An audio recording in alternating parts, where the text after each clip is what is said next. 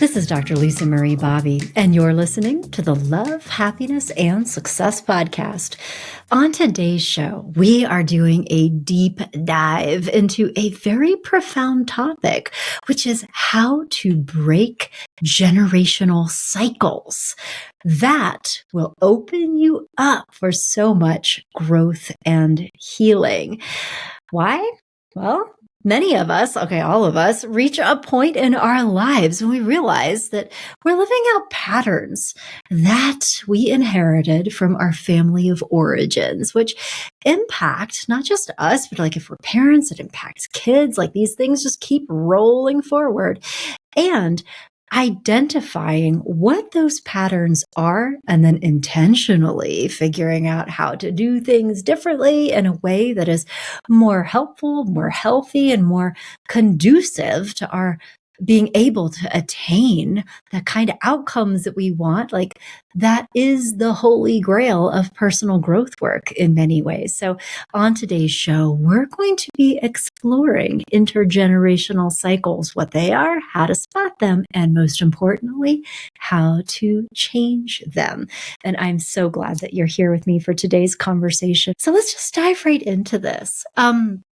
As I mentioned in the beginning, we all do this. You can't not, because we all are the product of early life experiences. We are all forged in the furnaces of wherever we came from, right?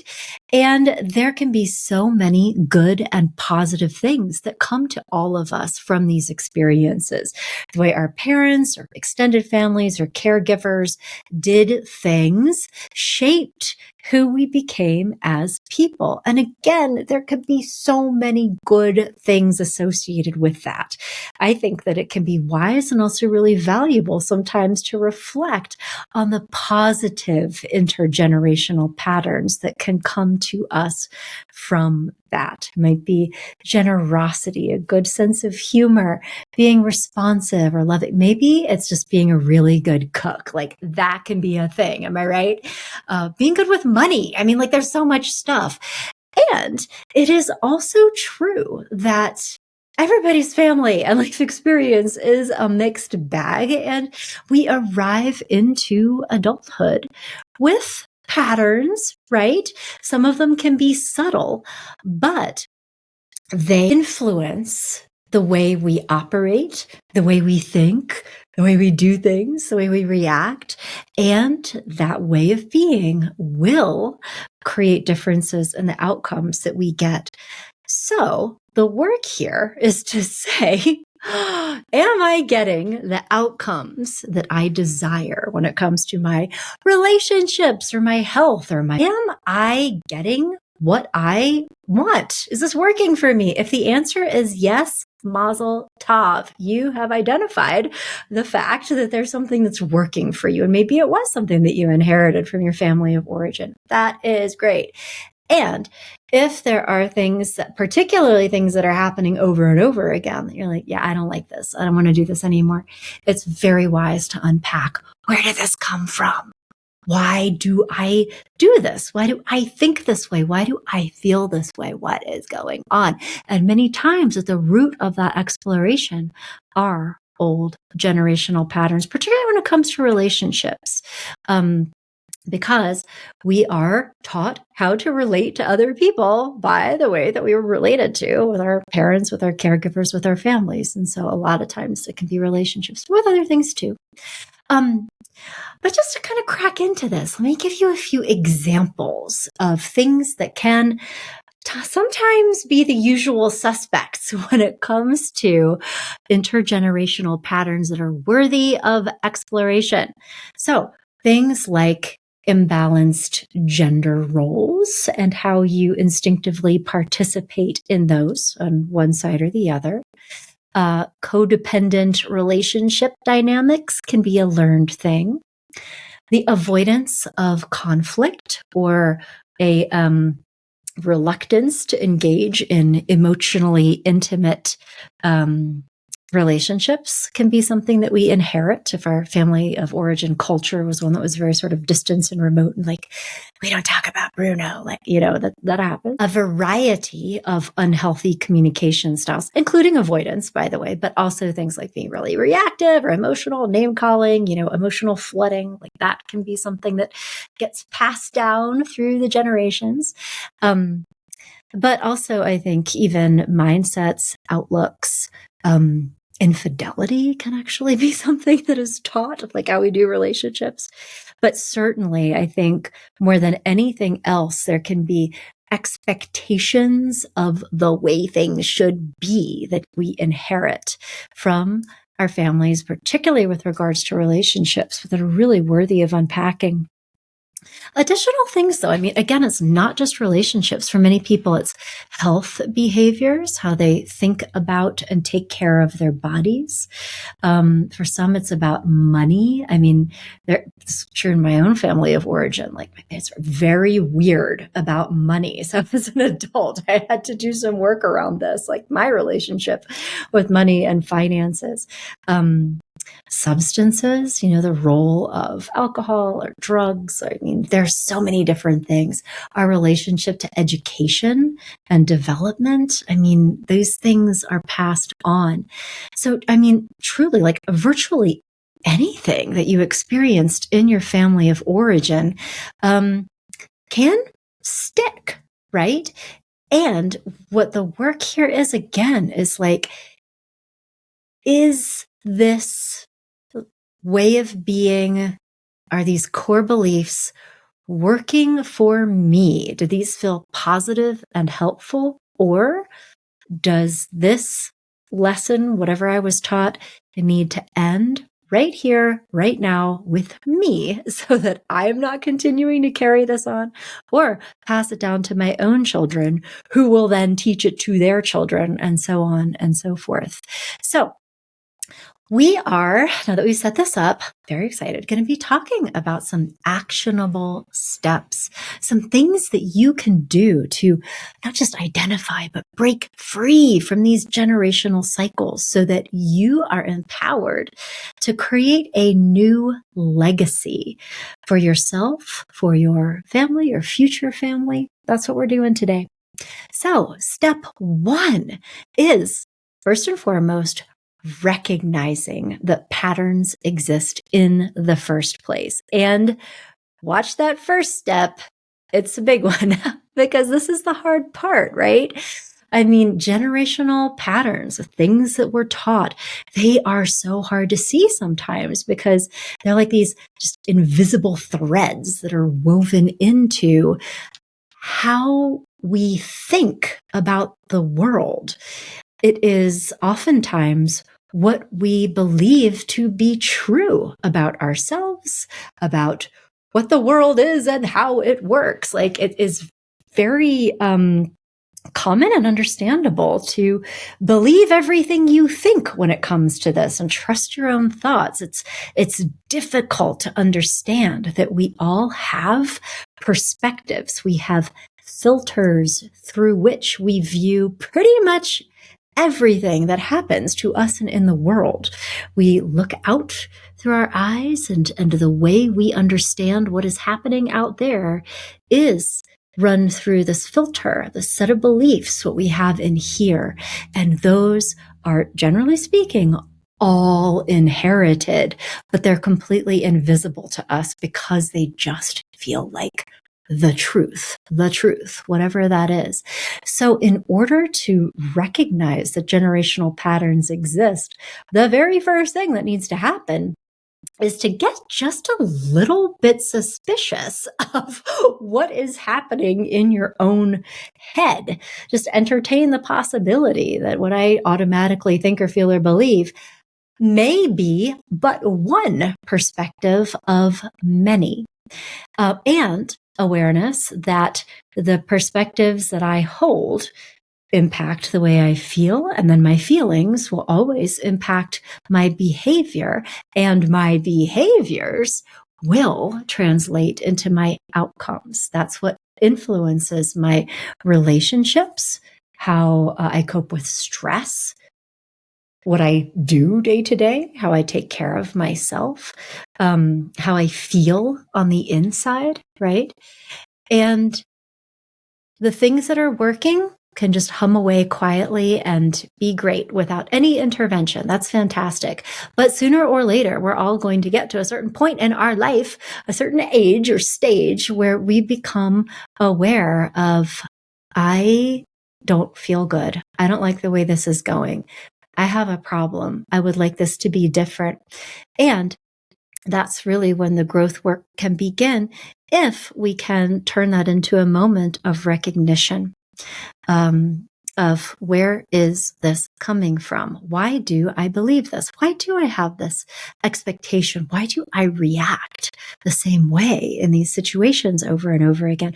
Why am I telling myself this particular story about what, how I'm interpreting these events? That's very powerful work.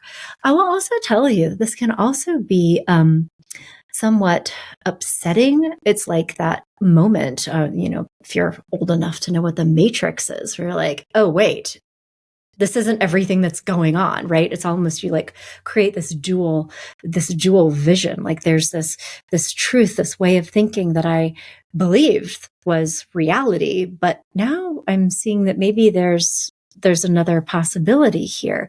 That can be incredibly liberating. It can be exciting, but it can also be really upsetting to recognize that, because like, wow, I was making that a lot harder for myself for a long time than I needed to. But also, like, if you're a parent, you may become aware that you have been subconsciously teaching your children the same things that you've just recognized are now creating problems for you. And so that, I think, can lead to feelings of guilt. But the good thing is that when we're aware of it, we can take corrective action and we can start actively changing those patterns for ourselves, for our kids, and have an impact that extends far beyond our own lifetime.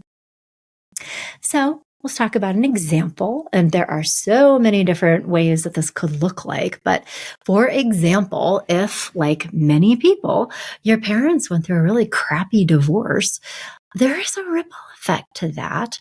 Not just the divorce experience itself, but I mean, like, the years typically leading up to a divorce are often really bad when it comes to the relationship and the way your parents are interacting with each other, and depending on your age at that time, you probably absorbed a lot of, oh, that's how married people interact with each other.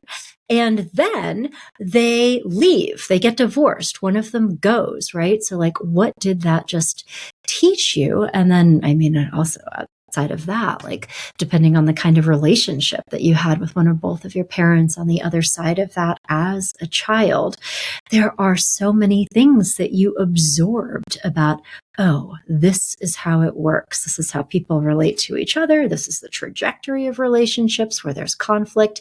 This is, how people relate to me. Many times when parents are going through a divorce, they're not okay. They're dealing with big emotional stuff, and they may or may not be able to fully be emotionally present and available to help their children with the kids' grief and loss and much higher emotional needs. Throw a step parent in there. I mean, it can be all kinds of stuff. So, but like reflecting on, what did I absorb and how is that now showing up in my own life experience? Do I have a catastrophic response to any kind of conflict or disagreement in a relationship because I subconsciously believe that we're going to get divorced if we have passionate conversations about things that we're upset about? I mean, that's a real thing. It's not a conscious thought, it's subconscious, but it's very real. That's why we have to illuminate it. Or do I have subconscious core beliefs that sooner or later relationships are always going to end, so trust no one? Like, is that my motto? Right? Is it, my parents were emotionally unavailable because of their own divorce and like being really preoccupied with that. So I need to be very small and very pleasing so that, I don't take up too much space in the world. And so I'm going to people please myself into exhaustion. I mean, like that can be a pattern. This can go 87 different ways coming out of a very common divorce experience. These are just a few examples, but it's important to consider like, who am I? How am I? What is this doing to me? What are the outcomes that it's creating in my life? But then being able to trace this back to the source.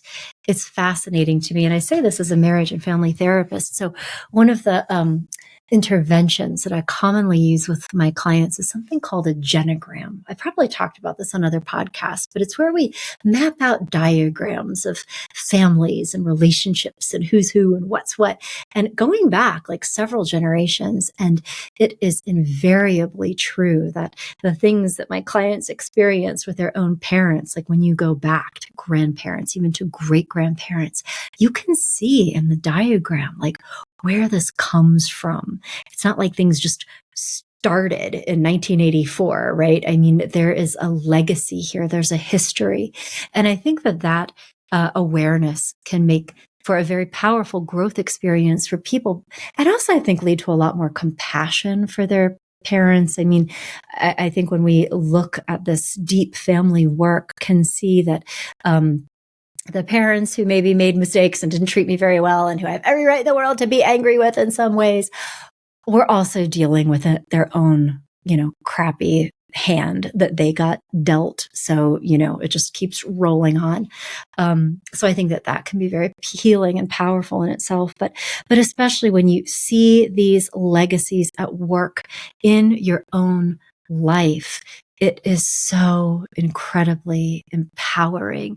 And I can't even tell you, I mean, just what an honor and a privilege it's been for me as a couples counselor, a marriage counselor, to and a therapist, to even as a coach. I mean, anytime I'm working with people, either individually or as a couple, to help them see and then stop and intentionally shift these old patterns, break free from these intergenerational cycles, it feels like such a victory, because on this journey, it's not just about us. It's not just about you or me, even though the work that we do here will transform our lives in sometimes very dramatic ways. But to bring this into awareness, it helps us, if we are parents, create a totally different life trajectory for our children and for their children, right? We can start beginning to very intentionally and deliberately teach ways of thinking and feeling and behaving that are going to set our kids up for success and start a very positive intergenerational cycle that will live on far past after we are gone. And it will be characterized by love and empathy and healthy relationships and healthy bodies and prosperous lives. And, not that they won't also have their problems and circumstances and crap to deal with, but in terms of creating a early life experience that helps prepare them to be secure in themselves and in the world and in their relationships and feel nurtured and loved. I mean, that's the best anybody can get at the end of the day, right? So I just want you to think about the work that we get to do in the here and now isn't just about and for us. There is a much higher purpose to doing all of this. So that is very exciting to me. I always think about that when I'm working with my clients, and I hope it feels exciting to you too. But the recognition piece is the very first, most important and hardest part. I will say that because this is so ingrained in us, like we don't even know what we don't know about our own filters versus like objective reality, very, very helpful to engage with a very powerful therapist or coach who's going to call you on some of your filters. not a really passive, like standard issue talk therapy therapist who's just going to kind of smile and nod and agree with everything you say. Somebody who's going to stop you and say, where's that coming from? And really make you dig deep into that. That's what I want for you, because that will give you visibility into your truth. If you're in a relationship with a therapist who isn't challenging you enough in that way, it's okay to ask for that. They might need that feedback. So just pro tip, wanted to share. Okay, so when you have that awareness, then you've unpeeled the layers, like, okay, where is this coming from?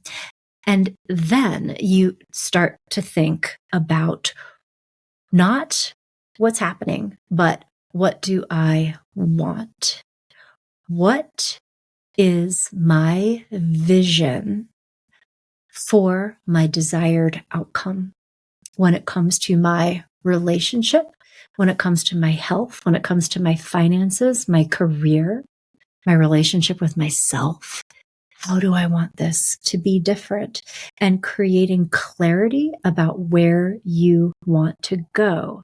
That will also help create some separation between, and that's why this old way of being isn't going to work for me anymore, because every time I do this, I go off in that direction and I don't want to be there anymore. I want to go over here. So you have to figure out where you want to go. That will create clarity about what to do differently, but also generate a lot of motivation that will support your ability to change in very positive and powerful ways. And one place that you can go, a tool that I've created for you to get some visibility into this, is I call it my What's Holding You Back quiz.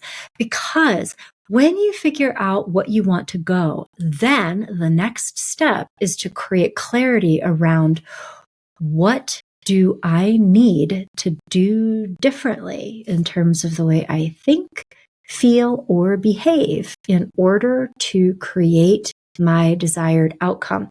And that What's Holding You Back assessment can give you further insights into what domain of your way of being is the growth opportunity. So for example, it'll give you a snapshot of whether or not it's some of your thinking styles that may currently be creating issues for you and could be opportunities for growth. It could be that you discover that it's your way of managing emotions is something that is contributing to the outcomes. It could also be the way that you're behaving in terms of how you're caring for yourself, how you are just operating as a human in the world. I mean, it's weird to say, but nobody actually teaches us this stuff consciously. I mean, in school, we learn how to do homework assignments well enough and on time, mostly, and that's a good thing. But when it comes to so many other like micro skills in terms of how to function as a human, there's not a lot of specific instruction. And so anyway, this assessment will give you insight into whether or not some skill building could be helpful for you. I learned how to do things in my family of origin that carry me towards a trajectory that I don't want anymore. So what do I need to learn, like how to do differently in order to go into a better direction? So where you want to go, and then what specifically do I need to do to get to that different outcome? So I will just tell you that one of the outcomes of this work is that, okay, so this is going to be a different idea. I'm just like, keep an open mind with me for one minute. You've heard me talk on other podcast episodes about something called emotional intelligence, right?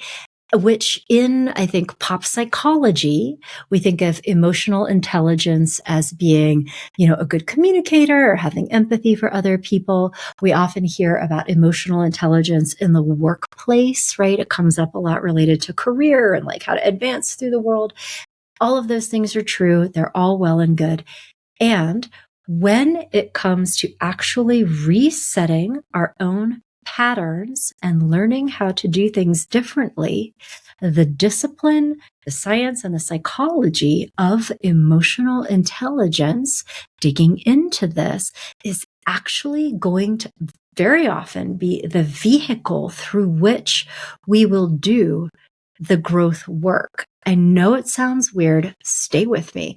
But emotional intelligence has 4 different layers to it, 4 different components. The first one is self-awareness, understanding myself differently. The second is managing myself in an effective way. And managing yourself requires figuring out how to manage my thoughts so that I'm staying in a relatively good place mentally most of the time. It also translates to how do I manage my feelings, my moods? How do I regulate my emotions so I can stay pretty much on an even keel most of the time? And how do I operate my life? How do I behave day to day in a way that benefits me and my life and my outcomes? Those are 2 of the cornerstones of emotional intelligence skills. I don't know if you're hearing a similarity between like some of the things that needed to change when it came to intergenerational patterns, but I think you can see where we're going now. But the other 2 dimensions of emotional intelligence also relate to how do I understand other people? How do I interpret them? How do I decode what they're doing and communicating? How do I have empathy for them? And then what do I need to do in order to manage those relationships successfully? How do I respond to them? How do I communicate with other people in a way that fosters emotionally safe and positive relationships? And so when we look at the actual things that need to change when it comes to building more effective intergenerational patterns, I can't really think of one that doesn't fall somewhere into that framework, truly, because it is really, I think, a way of doing all of the things we need to do, whether it's putting some more space between our emotional triggers and our reactions, if it's learning how to communicate in a more constructive way with other people, if it's managing our own internal experience so we're not falling apart and feeling, more even keeled most of the time. When we want to create different outcomes in our lives, either internally, in relationships, behaviorally, in our careers, that's a very, very powerful framework to get us where we want to go. So I think that there are other pieces of breaking intergenerational patterns and sometimes very deep work that needs to be done in therapy, or sometimes, very powerful, in-depth coaching work that is, let's be real, like conducted by a therapist rather than a coach, that goes into some of the big feelings of it. When we recognize the presence of maybe destructive intergenerational patterns and how they've impacted us over the course of our lives, I think it's really normal and expected to feel sometimes anger, grief, guilt, confusion, like all kinds of stuff, because we're reconceptualizing like our life story. So there's stuff that can come up. However, when we get to a point where we're like, okay, I don't want to do that anymore. I want to do things differently. Diving into different aspects of emotional intelligence can really provide a structured and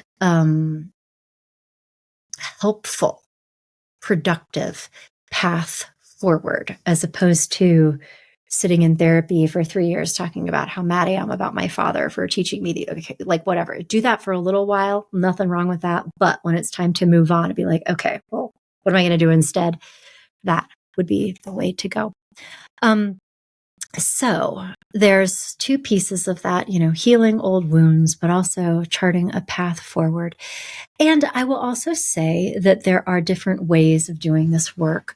I would advise working with a therapist who not just understands intergenerational patterns. I think that most therapists worth their salt can do that, but I think also somebody who can help move you forward into that, okay, so what do you want to do differently kind of piece, which, believe it or not, is not always part of traditional therapy. Diagnosing and treating a mental health condition Therapists are all about going back into the past and processing things and unpacking and feeling your feelings. And yes, let's talk about how angry you are at your dad, like all the good things.